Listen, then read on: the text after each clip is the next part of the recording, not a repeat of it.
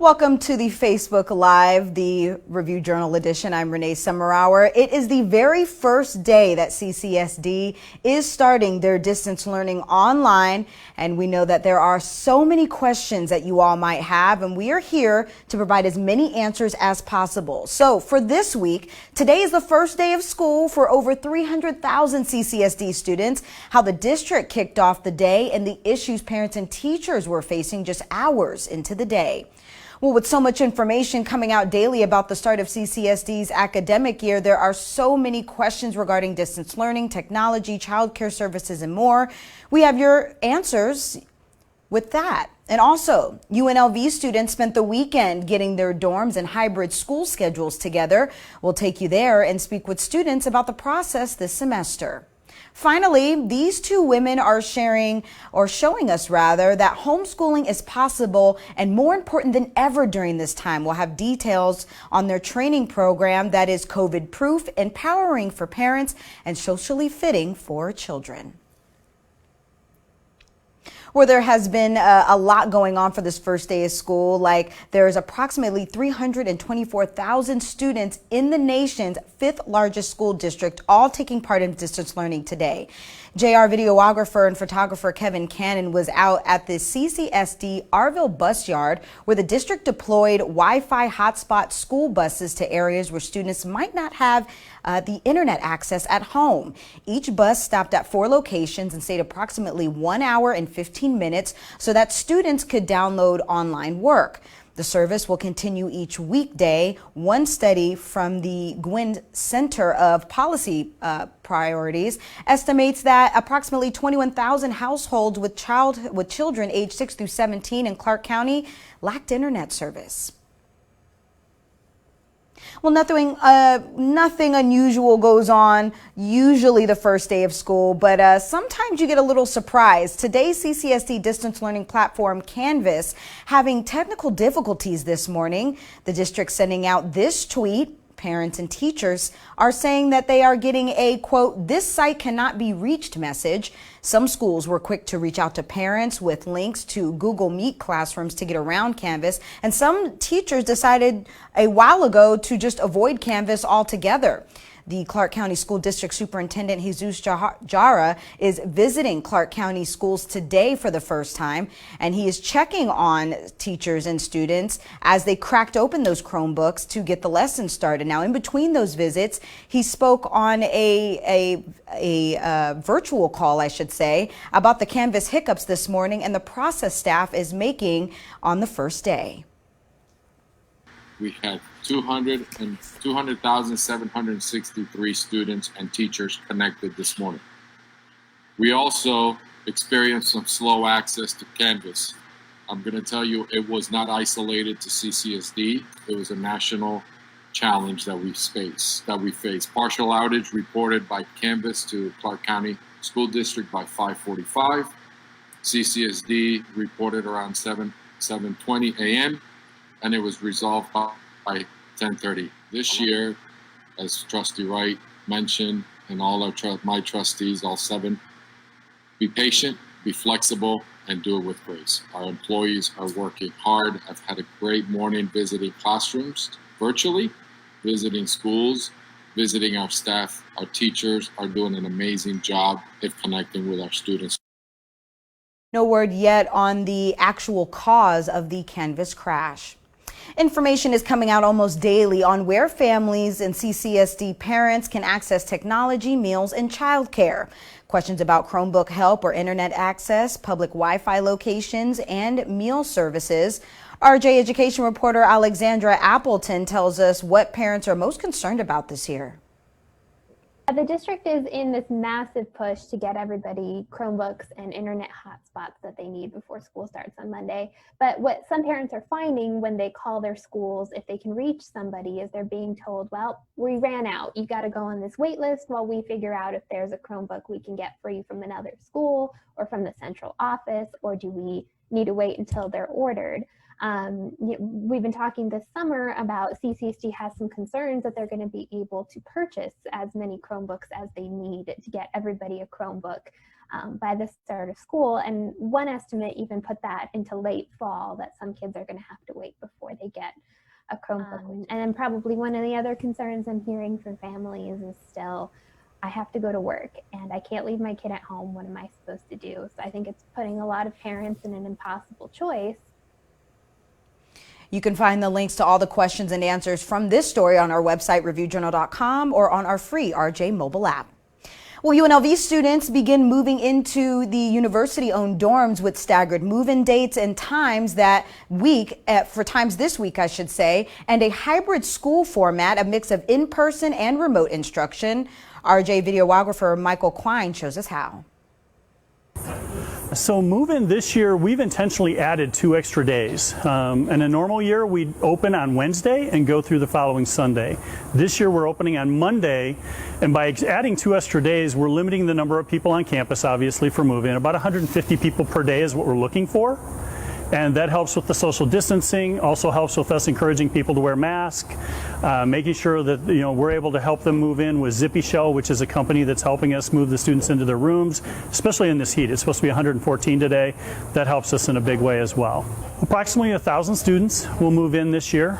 This facility accommodates just over 400. We have 378 students currently assigned to the building. It's excited for sure because I'm somewhere new. I've never been to Vegas. I'm from the East Coast, so this weather change is definitely different and exciting. But even though COVID is stopping me from doing many things, I think having classes remote and getting to know my peers is also a good opportunity to expand and grow. The move-in has been very smooth, and the gentleman downstairs helped us, so it was one load and we're here. So a lot smoother than we expected. So. It's been great, actually. The people who helped us move up here, they were very nice and very helpful. And then we set all the stuff in, and we're sort of trying to put it all together in areas that I would like the stuff. It's a little cramped, but we make it work. About 78% of our classes are now online. It has impacted us in a big way. We're down by about 400 students because of that, but at the same time it makes sense that students would stay home if they're 100% online. We're more concerned about them getting their education than are they living on campus. We'd love to have them here, but again, their education is their top priority. As CCSD announces new distance learning programs, Code Ninja's Centennial Hills moved quickly to provide supplemental learning and homework supervision for 3rd to 8th graders. Code Ninjas know that parents and teachers and kids will need the support this school year, and the Power Up program, priced at $599, is designed to provide just that support. Now, the Power Up program will be offered from 9 to 3 p.m. 5 days a week through December 26th. It will accommodate all families. Ninjas, aka kids, will receive in-person homework help from accredited code senseis, those are the professionals, and will also participate in elective STEM activities, including core studies. Now, code senseis are proficient in 3rd through 8th grade math, English, and general academic curriculums. We will be offering some classes such as coding and robotics, but we're primarily focused on helping them with the curriculum that CCSD is providing. We're just giving them a bit more than they would get anywhere else because we have the expertise. And we also have our own technology. They don't have to bring their own technology unless they want to. It's all up to them. If they feel more comfortable on their own computer, they can do that. But we're a technology center. We have all the technology that the kids will ever need. If all you're looking for is your kid to have fun, that's great, but we're a serious education and coding place. We want to really make sure that the kids leave having fun, but really with a serious education. Navigate what back to school looks like this year. One aspect of the ritual that hasn't changed in making sure kids are up to date on their vaccines is whether families choose in-person or hybrid learning, how this will all look this year. Now, Nevada law requires immunizations for childcare, school, and university entry with the exception of religious exemptions or medical conditions. But will they be needed at all? Here's UNLV Dr. Brian Labus with more on why it's still important to get vaccines despite the distance. it's quite challenging to get kids immunized on time to begin with. And the way we require it is for school entry. The vaccines, though, are things that kids typically have to have before 3 years of age. So that's where we start to have some issues of missed vaccinations, especially at a time like this when parents may be less likely to go into the doctor themselves or to take their kids in. They may be putting off an appointment just because they're concerned about going out into the world. And so school age is the time when we can really require that the kids are all vaccinated. But just because they're vaccinated on the first day of school doesn't mean they were vaccinated on time, and that's a huge problem. Just like every other state, Nevada has excellent vaccination rates when it comes to school entry, because you have to do that to get into school, but that doesn't mean those vaccination rates at 3 years of age are very good, and that's a problem we've continued to have in Nevada. And so if parents are not taking their kids in, we have a concern for all sorts of other vaccine preventable diseases. Just because we have an outbreak of one disease doesn't mean all these other ones go away and we can stop paying attention to them. They are going to be problems just like they have been in every other year. Even though we have COVID, that's not the only thing we should be. Now, the executive director of Immunize Nevada, Heidi Parker, also telling us what they've been facing during this time and the programs available for families if they haven't scheduled your child to get their vaccines. We are coming off of, unfortunately, a downward trend that we saw in immunizations since we all started staying home at the beginning of the pandemic. So not only do we have a number of children who need to catch up on those shots, but then we also have the traditional, back to school shots that we see this time of year anyway. So despite parents having their children at home distance learning, those immunizations are still required. I think one thing that parents often are concerned about this time of year is maybe how to pay for vaccines or where to access them. Especially now, they may have recently lost their insurance, because of a loss of employment. So Nevada participates in a program called Vaccines for Children program. It does provide vaccines at low or no cost to families in Nevada.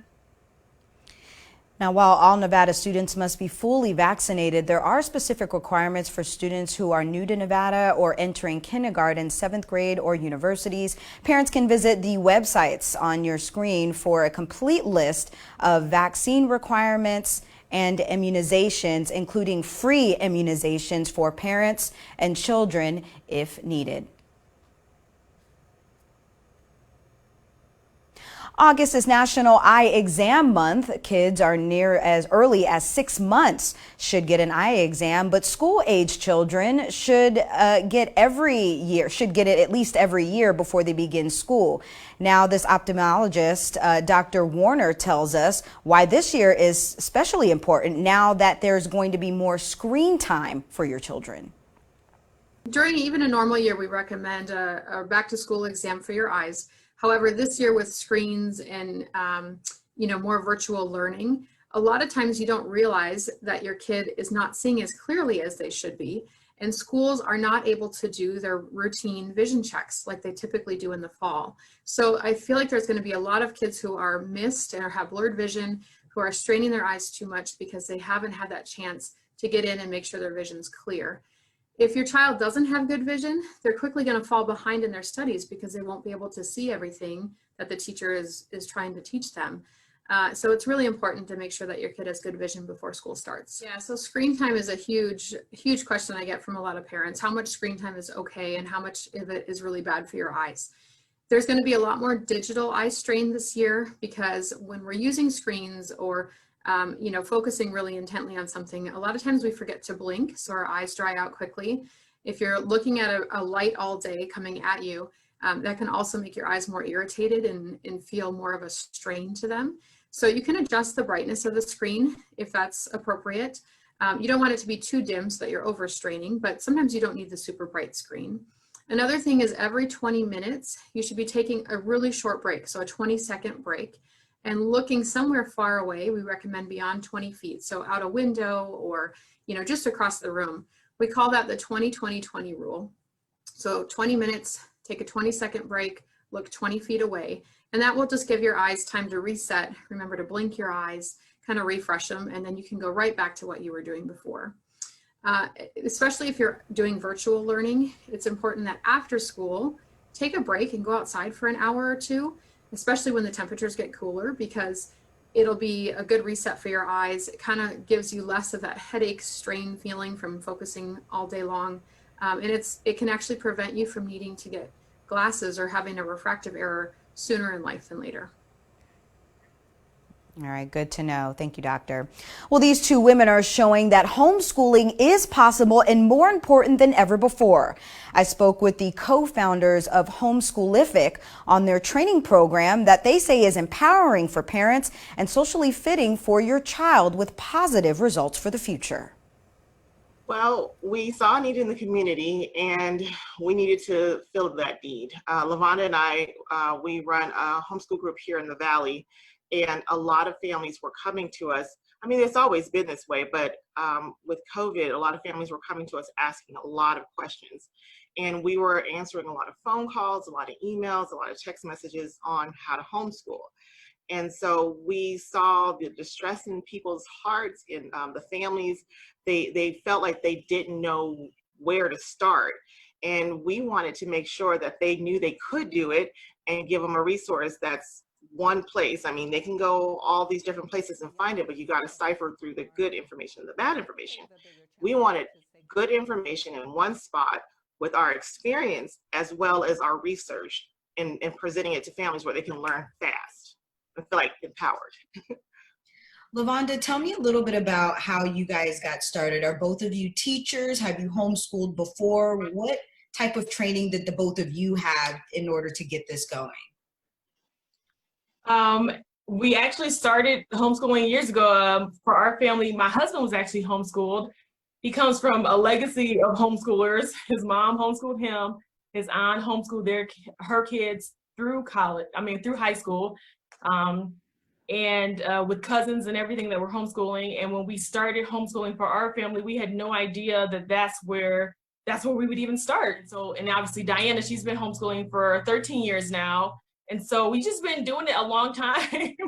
A lot of research, a lot of prayer, a lot of support. Man, I don't know where I'd be. For someone who has never homeschooled, right now with the distance learning, parents are scared. They don't know what to do. They don't know how to teach. They don't know if they're going to be that extra support their child's going to need for distance learning. So how have you ladies been able to incorporate that kind of public school social feel with homeschooling and being able to give the parent the confidence they need to know, hey, I can do this? You know, between LaVonda and I, we've actually done most different forms of homeschooling, including this distance education. We both have done it. So we actually know firsthand what they're going through. And for my first year, what these parents are doing was my first year experience. Mm-hmm. So I would tell parents to first know that you can do it. And then second of all, know that planning is going to be key. I worked while homeschooling. I did the distance education. It's all doable, and you can add or take away from it. But I think it starts in the mind. And how do you make the child feel like there's still a social aspect? They have friends. There's school dances. There's all these traditional things that we think about with school that if they're homeschooled, they're not really going to be able to do a lot of those things, or are they? Well, actually, they are. This past year, my daughter, last year, actually, it's her 6th grade year, she was able to go to her first dance. And we have homeschool groups that do all these things. We run a homeschool group that does a lot of these things, but they're also a collective group of homeschoolers that come together from homeschool groups all around the Valley, and they do dances and proms and things like that. And we have play dates and park dates and field trips. And now, we talk about how COVID has shifted everything economically, from working, the traditional ways of working now are, people are questioning that because it could all be affected by something like this. Now schools, and so it's almost kind of like a recession/COVID proof program where, if the school shut down, education's not going to stop for my child, right? What's that message that you give to them to help them make that decision?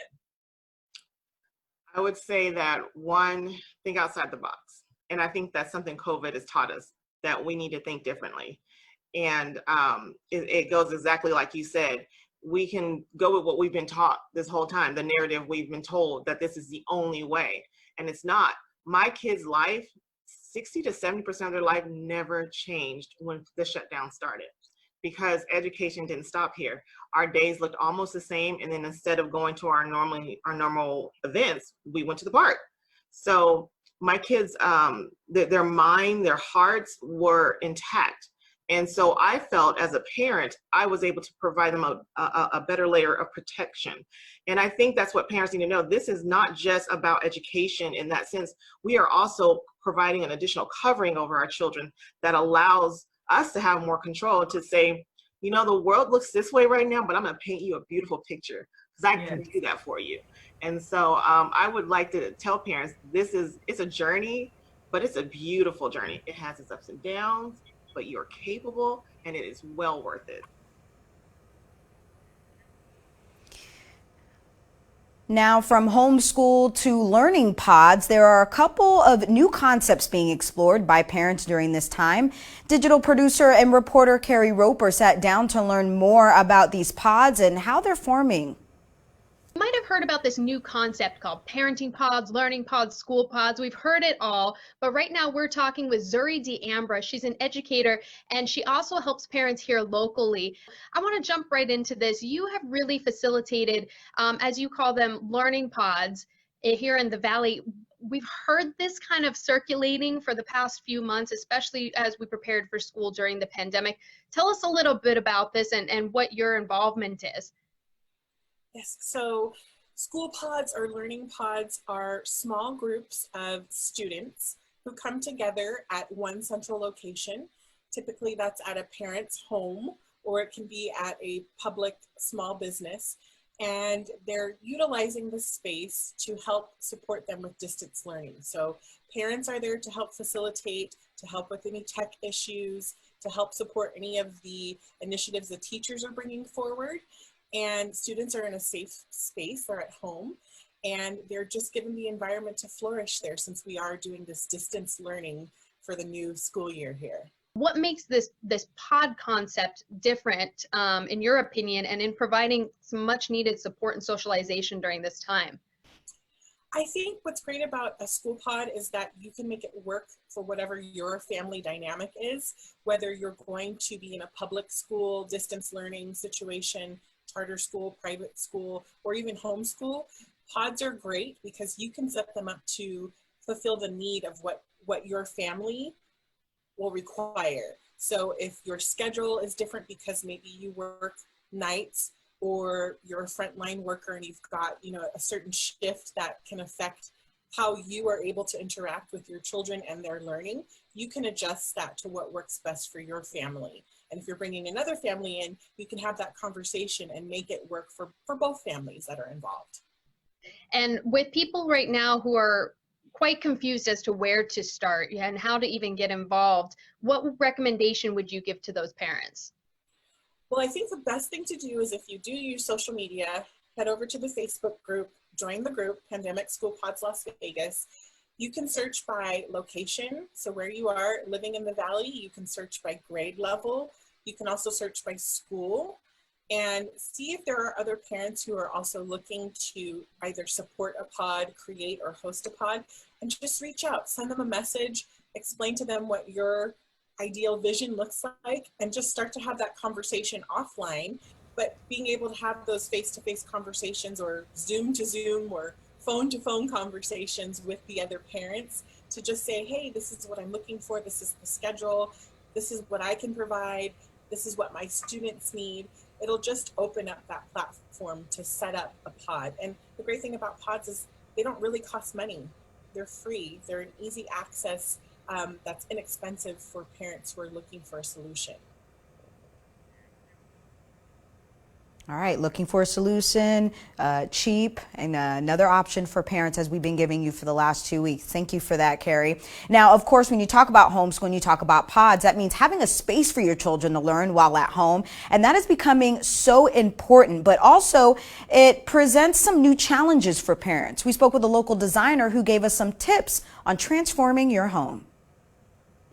Right now, as we're getting ready, as I mentioned, to kind of go into a new school year, there's one thing that's kind of on parents' mind. It's how to set up their spaces to kind of function as home time, playtime / school time now, which is something that many of us haven't had to deal with before. Are you seeing a lot of clients kind of coming to you looking towards your expertise? And if so, what are some of the questions they're asking?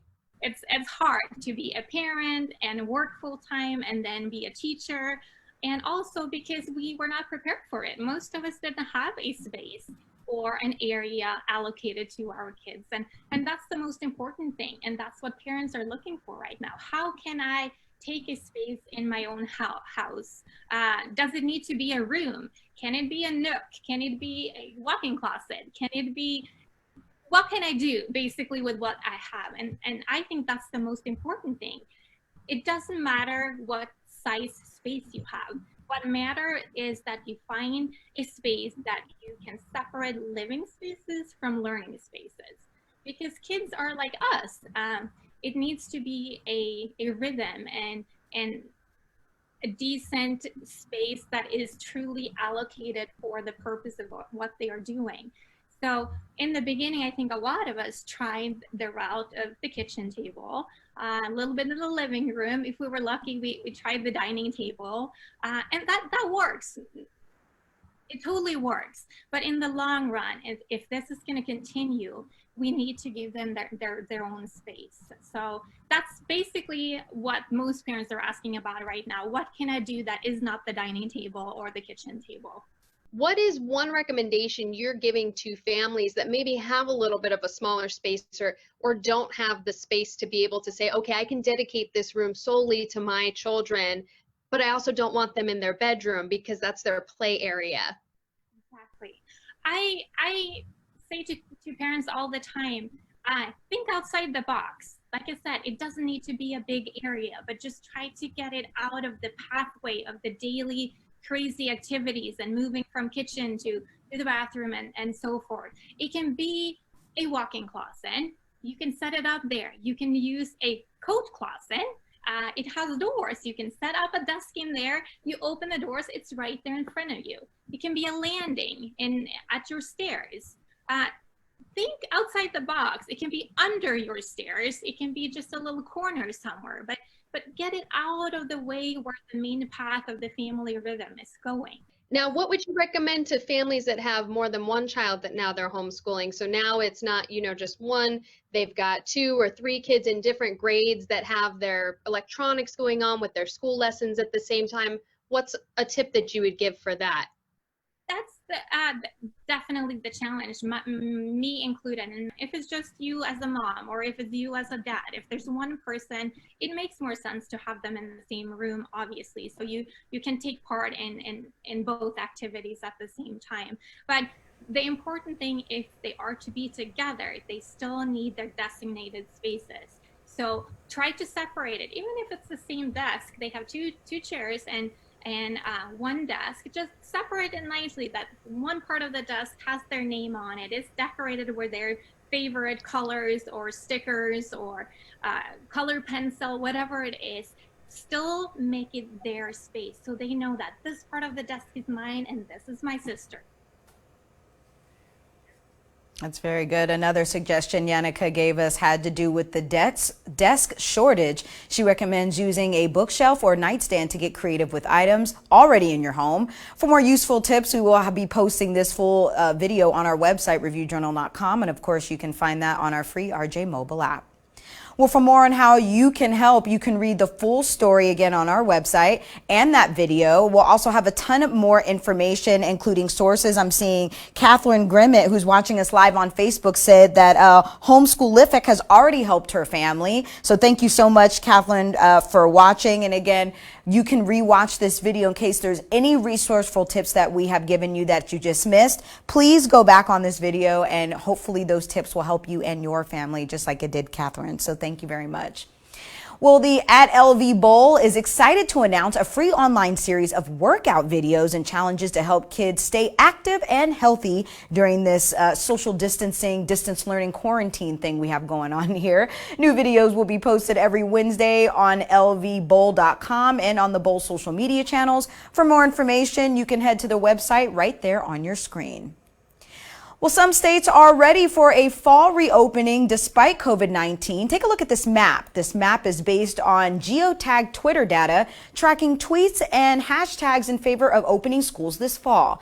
The map was put together by school and college review site authority.org. Nevada coming in second after Nebraska for the top 10 states in favor of reopening. Very interesting. Well, that'll do it for this edition of the RJ Education Guide live on Facebook. I'm Renee Summerhour. Now it's time for you to start emailing us. Well, you can email me, rsummerhour@reviewjournal.com. Please tell us your concerns about the school year after your first full week. We'll do our research and hopefully be able to provide you with the answers and resources you need. Now, be sure to join us next week where we'll cover how the first week of school went with you, the parents, and how you all are feeling and adjusting to this new normal. Also, don't forget to download our free RJ mobile app for alerts straight to your phone. I'm Renee Summerhour with the Las Vegas Review Journal. Again, thank you for watching.